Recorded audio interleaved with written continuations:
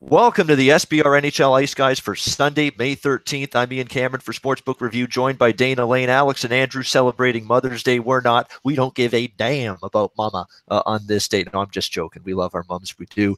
But we're still kept going through. We're going to have a short show. It is Mother's Day. It is Sunday. We're going to get in, get out, talk about the Washington-Tampa game, and then we'll be back tomorrow, Monday, with hopefully the entire crew for our normal Monday time slot, 1:30 p.m. Eastern, 10:30 a.m. Pacific, where we'll talk both games from each of the conference finals. Game 2, Vegas-Winnipeg. Game 3 of this series that we're talking about today, Tampa-Washington. That'll come up on tomorrow's show. But before we get there, we got Game 2 to talk about. Washington-Tampa Bay tonight at the St. Pete Forum, or Amalie Arena now, as they call it. We've got Tampa Bay. How about this? Losing Game 1 and now laying minus 200 here at home in this second game, down 1-0 in the series. The total 6 across the board, staying pretty steady, just like it did in Game 1. We didn't see a whole lot of movement with the total. We're not seeing a whole lot here in Game 2 as well. And if you're the Tampa Bay Lightning, this is supposed to be the game and the spot where you rebound for a team that we have seen good rebound efforts from in these playoffs after a loss. Look back to the Boston series. It's amazing the parallels of Game 1 of Tampa Bay Boston to Game 1 Tampa Bay Washington, because Tampa Bay, I don't know what it was, a long layoff, just weren't ready to hit that reset button, weren't ready to put their best foot forward in that Game 1 against Boston. But they lose Game 1, they look horrible in doing so on home ice, 6-2. And then we know the rest of the story from there. They go on, win the next 4 games, and take care of the Bruins in 5 games. Now, I'm not saying that's going to happen here, but it's at least an indicator that even as poor and as just like a sleepwalk almost out of the Tampa Bay Lightning in Game 1, when you only have, 2 shots in the first period, and you have single-digit shots on goal to late in the second period, on home ice to start a series, that's a bad performance. That's all there is to it. They couldn't get anything going in the offensive zone against Washington. Credit the Capitals, though, because now that is 2 games that, in my opinion, we have seen them really buckle down and make it tough to generate scoring chances, tough to generate puck possession in the offensive zone, and really doing a good job of shutting off the slot area and the front of the net. They're sealing that area off right now, Washington, and they did a great job of it against Pittsburgh. In that Game 6, that closeout game on the road, and they did it again in Game 1 of the Tampa series. So I mentioned it actually on radio on VSiN this week too as well. I talked about this Washington decor, a decor that's very unheralded, doesn't get a lot of publicity, attention, accolades, but this collective is playing better and better. You got the old veteran Orpik, Niskanen. This Christian Juice has played well here in the postseason for the Washington Capitals. You look at Michael Kempney's come in, played well. Of course, John Carlson's been excellent. Orlov has stepped up. I mean, this collective of Washington on the blue line has played better in their own zone as the playoffs have gone on, and that's been a big part of the success here for Washington. Obviously, Alex Ovechkin right now is playing phenomenal. I mean, all the big guns for Washington are. That's why they're here right now. Ovechkin's had a great playoff. Kuznetsov's had a great playoff. Oshie's had a great playoff. And it continued in Game 1. Ovechkin, a back-breaking goal and a really game-changing goal at the end of the first period. Remember, Tampa Bay's goal that would have tied the game 1-1 was called back due to too many men on the ice. And then right after that penalty, right off the draw, Washington, a one-timer on a clean face-off win, 2-0 Washington right at the end of the first period. And you could see that really take a lot of wind and a lot of the sails out of the Tampa Bay Lightning in that first game. This is supposed to be the game. Like, I have saw a Tampa Bay game that looked just as bad, well, maybe not quite as bad, but almost as bad in Game 1 against Boston as they looked Friday night in Game 1 against Washington. So I'm going to put faith in that. I'm going to put faith in John Cooper. And I don't want to say I'm 100% confident we get a great performance from Tampa tonight, but I'm pretty confident we see a much better performance from Tampa Bay. So my play in this game is going to be, I don't want to say it's the easy play or it's the obvious play, but it's the one that if Tampa Bay's worth their salt, it's a much better performance, and I think a home ice win tonight to tie this series up at 1 before the scene shifts to Washington. So I'm going to go with Tampa Bay regulation line here, minus 110. It's in that range. Shop around. There's some that have minus 120. It's actually even lesser than that at Pinnacle, closer to even money, but it's around minus 110 in that vicinity with Tampa Bay in regulation. That's the way I'm going to go. I think you get Tampa Bay to, this is the wake-up call after just a truly horrific performance the other night where defensively they were sloppy. It wasn't Andrei Vasilevsky's best game by any stretch either, and of course could not generate much offensive thrust at all at any point in that game against Washington. So this is the spot for Tampa Bay. I'm not ready to throw them out in the garbage dump after one game. They showed against Boston, game 1 to game 2, what a difference their performance was. And I think we could see something similar here. But definitely I have no interest in the minus 200. I'm going regulation line here, minus 110 with Tampa Bay to even up the series and take my chances. They get it done within the 60 minutes. Dana, let's bring you in. Tampa Bay, Washington. I know this game's conflicted you a little bit, but give me your thoughts on game 1, what you saw, and game 2 coming up here tonight. Okay, so let me just I just have to get this off my chest because it was a topic that came up on another platform last night. I mean, and I know it's off the Tampa thing, and I know we could talk 20 minutes about this particular play, but going back to the Vegas game last night, Ian, I'm just interested to get your take on the goaltender interference. Of course, Ryan Carpenter. I mean, do you not agree that didn't see Ryan Carpenter with the forearm shiver, that would have not been a goal? Because then at that point, if he runs into Fleury, then it would not been a goal. But because Carpenter put his forearm into the back of Armia, they immediately called it a good goal because it was forced into Fleury. I mean, is that pretty much what you think that what Toronto saw last night? That's what they saw. They also said that the puck was going by Fleury and past Fleury and into the net when the contact happened. And well, see, I don't agree with that. That's what they said. Yeah, I mean, I don't either, but that's what that's what they came up with. Yeah, I will say it's absolutely close. I understand, and maybe if they said, well, the puck was off the stick first, I mean, or something like that, I agree with that. I don't think the puck was going by Fleury first. Okay, or at the same time. I will say this. I mean, it is so simple to me that if Carpenter doesn't give the push, that is probably a no goal. But then the argument is, well, if he doesn't give the push, does he run into Fleury? So, from a Toronto standpoint, I think they just simplified it. But to me, I mean, hey, look, the fact of the matter is, if it was called a no goal on the ice, and if it's close, then they should go with the official. That's my thing. But of course, I don't know. I'm not sure why Carpenter thought is if he needed to push the Jet offensive player, into Fleury. But, that happened. And, of course, because of that, the contact was made with Fleury. And I think that's why it was a no goal. And honestly, I mean, I don't really think they even took their time looking at it. This stuff needs to be defined. Alex brought up a good point last night. I don't have the rule off the top of my head. I think you do have a reasonable. I don't think that the to be cleared. I think the offensive player has the right to be in the crease if the puck is in the vicinity. I don't think it's like that. I don't think it's like international rules where it's just absolutely you cannot be in there.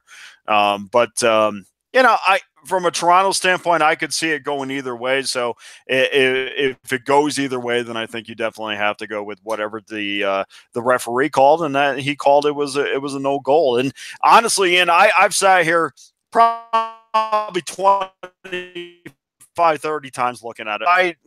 It gets to that point where I'm looking at it that many times, then you just need to go with the decision on the ice. So I don't know. That's my thought.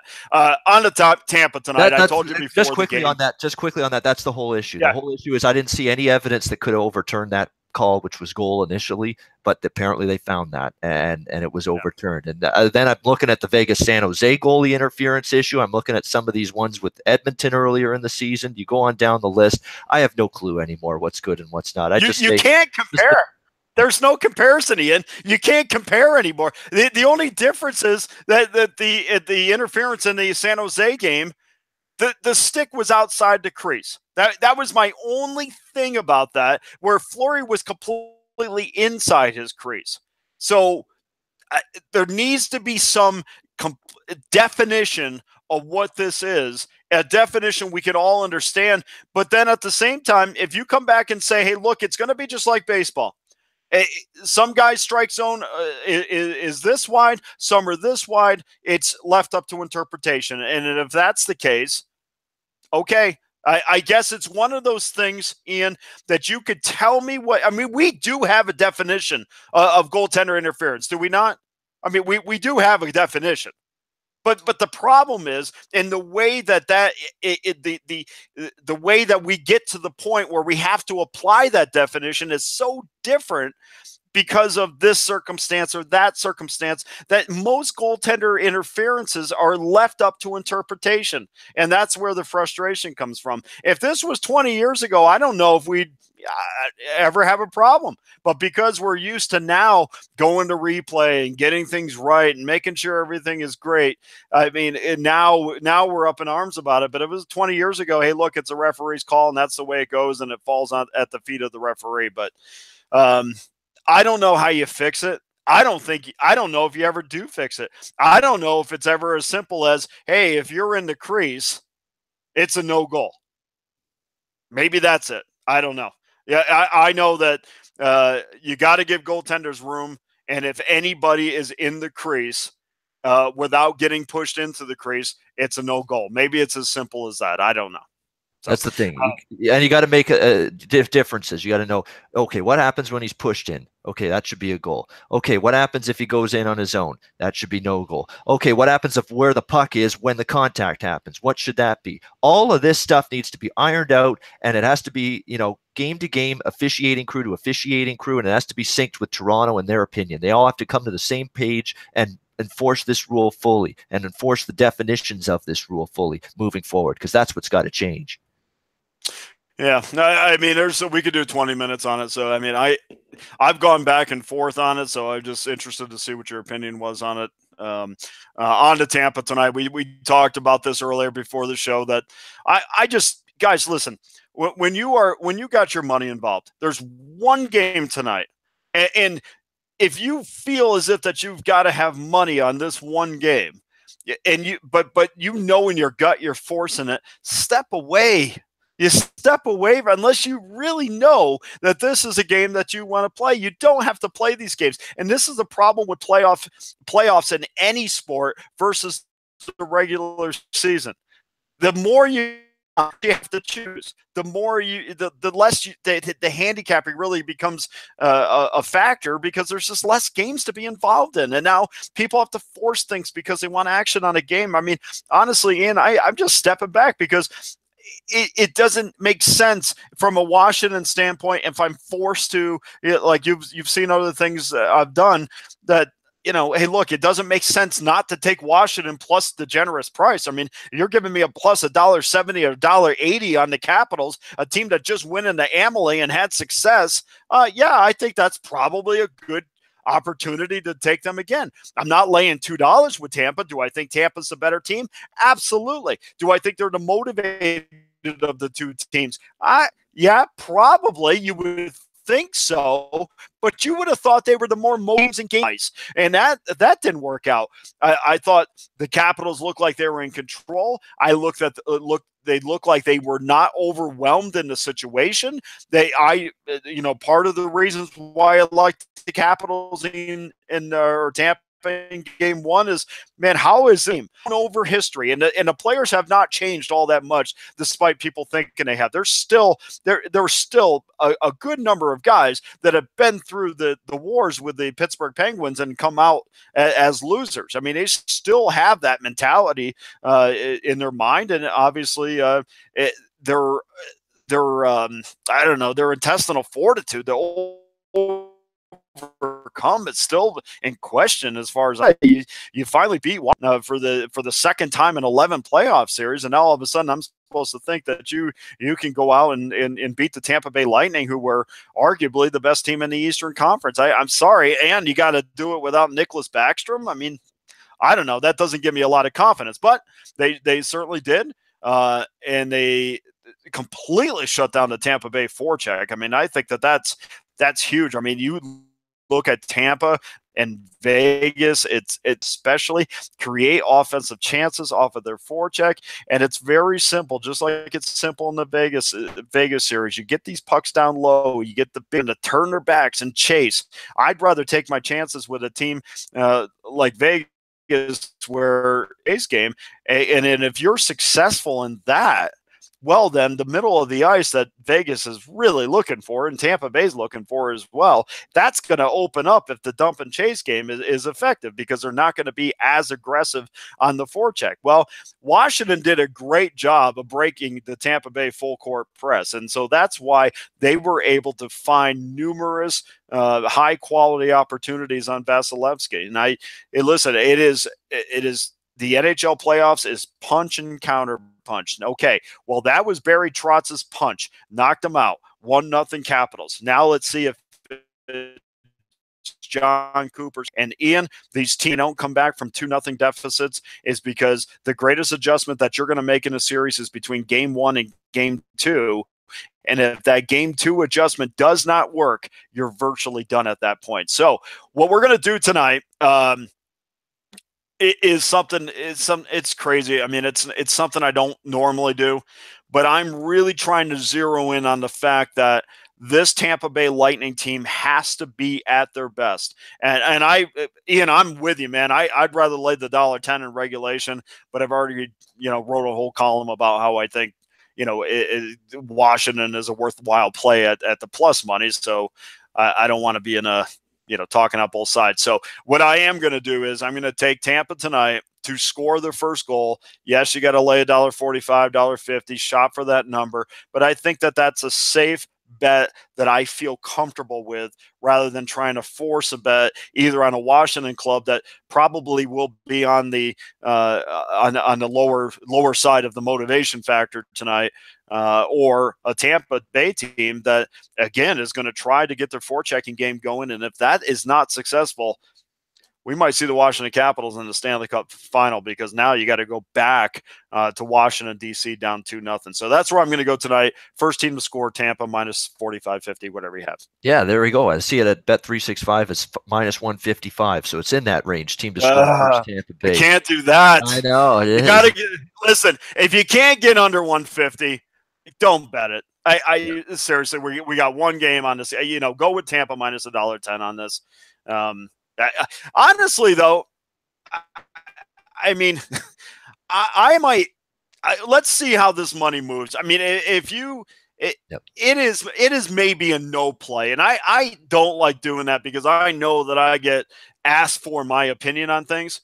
But honestly, if I am managing somebody's money, if I'm managing my own money, this is a no play. Let's sit back and do some studying and put some information into our head and move on to game 3, because we got plenty of hockey left. Well, it's like someone asking me on Twitter this morning, what do you think of the Royals and the Indians with a price that's around this same range, about a minus 200 favorite? I'm like, I have no play on it. That's my opinion. So, there you go. I don't bet every game. That's the way it is. And that's how everyone should think. You don't have to bet this game because it's the only hockey game, because it's the only game in town tonight. You've got to look at it and say, do I have an edge? Do I have an angle? Do I have a price that fits what I'm looking for? And if you do, you bet. If you don't, you leave it alone and you pass and you wait for maybe have some fun.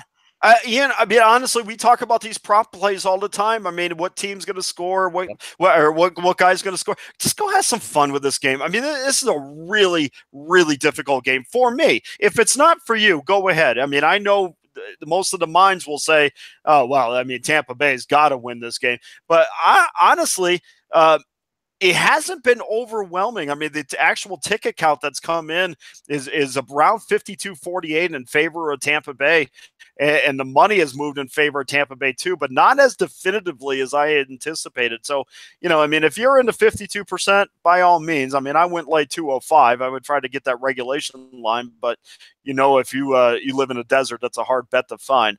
But honestly, man, go find one of those prop bets and just have fun with this game tonight. Yeah, I mean, for me, you look at 5 guys in particular on the Tampa Bay side. I'll probably sprinkle a little goal-scoring prop bet on a few of these Tampa guys tonight. Stamkos, Kucherov, not so much. I mean, Kucherov minus 135 to score. Stamkos plus 105 to score. I'm looking more at these 3, and they're all plus 275, each of them. Tyler Johnson, Alex Killorn, Andre Palat. Those are the guys I'm looking at. That's better value. I could see 1, 2, hell, even 3 potentially on the scoreboard tonight. At least maybe 1 or 2 of those guys could find the back of the net at better price than what you get, more value than what you get from Stamkos or Kucherov. If you look at Killorn, Palat, and Johnson, all of them are plus 275. That's something that tickles my fancy when I look at game 2. Let me ask you this, Ian. What is Stamkos and Braden Point? Stamkos was -1 and no points the last game. Yep. No. I'm saying, what I mean, do you have the odds for today for him to score? Stamkos Stamkos is plus 105. Yeah, Stamkos is plus 105. Braden Point's plus 275 as well.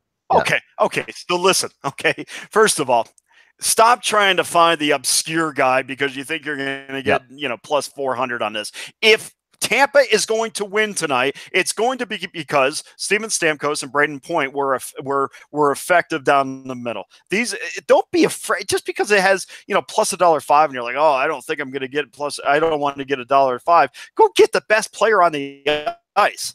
Okay, the best player on the ice for them to win tonight, and the same thing for Braden Point. And they're both centers, and they both are instrumental in both of their lines having success. I mean, you could even go with Andre Palat. I mean, who's been more on fire than Andre Palat over his last 5 games? I bet you're getting a nice plus price with him, but. Don't be afraid to play the best guys on the ice. They're the best guys for a reason. Stop trying to fish for some price that hardly ever pays off. Go get the best guys on the ice if you're going to bet with Tampa, because they have to be the noticeable players for Tampa Bay to win tonight. Yeah, I mean, to me, Stamkos is at least he's a plus price. He's probably got a good chance. Johnson, Killorn, I missed Point and absolutely Point, and he's getting the same price as Palat, Killorn, and Johnson. Point at plus 275, very much worth a look. Those are the things I'm looking at in terms of the goal scorers market tonight with game number 2. So that's it. We're only doing the 1 game today. We'll be back Monday. 1:30 p.m. Eastern, we'll do game 2 of the Vegas series, game 3 of this series. My play is going to be Tampa in regulation here, minus 110. That's what I'm going to go with tonight in game 2, Washington and Tampa Bay. All right, that's going to wrap it up on this special Mother's Day Sunday of the NHL Ice Guys. Thanks to everyone for tuning in, joining us for this abbreviated show. We'll be back tomorrow, Monday, 1:30 p.m. Eastern, 10:30 a.m. Pacific. We should have Andrew and Alex back in the house as well.